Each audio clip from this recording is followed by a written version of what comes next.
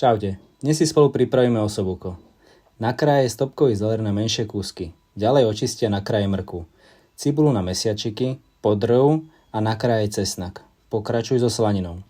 Mäso, osol a okoreň z každej strany. Obal ho v múke. Najideálnejšie ho obviaž špagatom. Ja som ho nemal, tak som nedal. Potom ho sprudko opeč v hrnci z oboch stran, aby chytilo peknú farbu a vyber ho bokom. Do toho istého hrnca pridaj slaninu a nechaj ju opiecť.